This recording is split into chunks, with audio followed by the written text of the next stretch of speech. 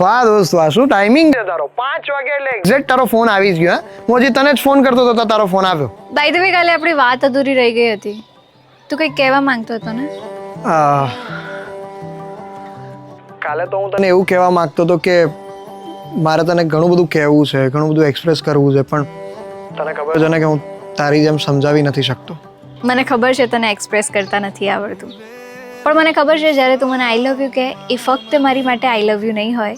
એ આઈ લવ યુમાં ઘણો બધો મારી માટે છુપાયેલો પ્રેમ હશે, તારા ઇમોશન્સ હશે, ઘણા બધા શબ્દો હશે અને તારી સોલ હશે. એન્ડ આઈ પ્રોમિસ, હું તને હજુ વધારે સમજીશ. આઈ લવ યુ. બહુ જ બધું.